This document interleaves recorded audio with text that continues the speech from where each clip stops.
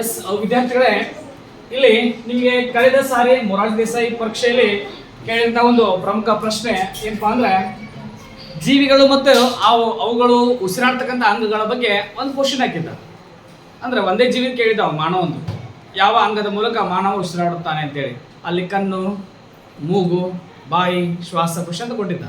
ಯಾವ ಅಂಗ ಅಂತ ಕೊಟ್ಟಿದ್ದ, ಅದ್ರೆಲ್ಲರೂ ಏನು ಮಾಡಿದ್ರು ಅಂದ್ರೆ ಮೂಗು ಅಂತ ಹಾಕಿ ಬಂದಿದ್ರು, ಕೆಲವರು ಬಾಯಿ ಅಂತ ಹಾಕಿ ಬಂದಿದ್ರು. ಅದ್ರ ಸರಿಯಾದ ಉತ್ತರ ಏನಂತಂದ್ರೆ ಶ್ವಾಸಕೋಶ, ಅಂದ್ರೆ ಅಂಗ ಅಂತ ಕೇಳಿರ್ತಾನೆ.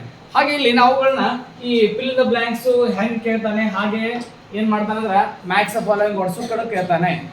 ಅಂದ್ರೆ ಒಂದಿಷ್ಟು ಬರೆಯಿರಿ, ಬಿಟ್ಟ ಸ್ಥಳ ತುಂಬಿರಿ ಹೇಗಿದೆಯಲ್ಲ ಅದೇ ರೀತಿ ಇಲ್ಲಿ ಒಂದಿಷ್ಟು ಬರೆಯಿರಿ ಹೆಂಗ್ ಕೇಳ್ತಾನೆ ನೋಡ್ರಿ. ಮಾನವ ಯಾವುದರ ಮೂಲಕ ಉಸಿರಾಡ್ತಾನೆ? ಒಂದ್ ಕಡೆ ಎ, ಒಂದ್ ಕಡೆ ಬಿ ಕೊಟ್ಟಿದ್ದಾರೆ. ಮಾನವ, ಕಪ್ಪೆ, ಎರೆಹುಳು, ಮೀನು ಅಂತ ಕೊಟ್ಟಿದ್ದಾರೆ. ಚರ್ಮ, ಶ್ವಾಸಕೋಶ, ಕಿವಿರು, ಬಾಹಿಕೂರು ಅಂತ ಕೊಟ್ಟಿದ್ದಾನೆ. ಹಾಗಾದ್ರೆ ಇವು ಯಾವ್ದಾವ್ದಕ್ಕೆ ಸಂಬಂಧಪಟ್ಟಿದ ನೋಡ್ಕೋಬೇಕು. ಎಸ್, ಹಾಗಾದ್ರೆ ಮಾನವ ಇಲ್ಲಿ ಉಸಿರಾಡೋದು ಯಾವ್ದ್ರ ಮೂಲಕ? ಹಾಗಾದ್ರೆ ಇದು ಹೌದಾ? ರೈಟ್. ನಿಮ್ಗೆ ಏನ್ ಮಾಡ್ತಾರೆ ಅಂದ್ರೆ ಪುಸ್ತಕದೊಳಗೆ ಗೆರೆಡಕ್ ಹಚ್ಚಿರ್ತಾರೆ, ಆದ್ರೆ ಇಲ್ಲಿ ಆಪ್ಷನ್ಸ್ ಹೆಂಗ್ ಮಾಡಿರ್ತಾರೆ, ಎ ಬಿ ಸಿ ಡಿ ಈ ರೀತಿ ಕೊಟ್ಟಿರ್ತಾರೆ. ಓಕೆ. ಹಾಗೆ ಕಪ್ಪೆ ಇದು ಬಿ, ಹೌದಾ? ಇಲ್ಲಿ ಡಿ ಬರಬೇಕು, ಬಿ ಬರಬೇಕು. ಇದು ಸರಿಯಾದ ಉತ್ತರ ಇಲ್ಲಿದೆ. ಎರೆಹುಳು,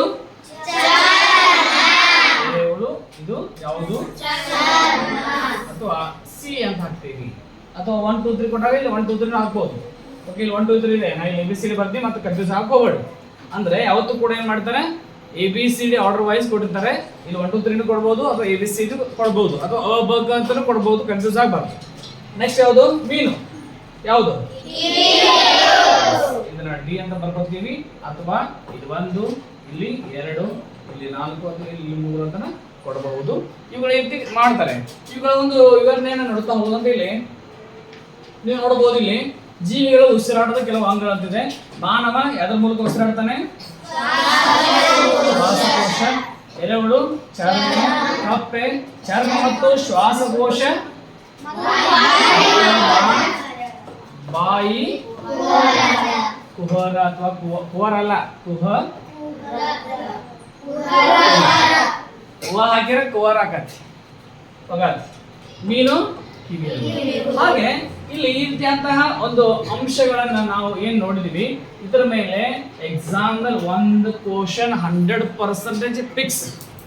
ಓಕೆ, ಇದನ್ನ ಮ್ಯಾಕ್ಸ್ ದ ಫಾಲೋಯಿಂಗ್ ವರ್ಡ್ಸ್ ನಾವೇನ್ ಮಾಡಿದ್ವಿ, ಇಲ್ಲಿ ಕೇಳಿದ್ವಿ. ಎಲ್ಲಿ? ಇಲ್ಲಿ ಒಂದಿಷ್ಟು ಬರೆಯಿರಿ ಈ ರೀತಿ ನಾವಿದ್ವಿ.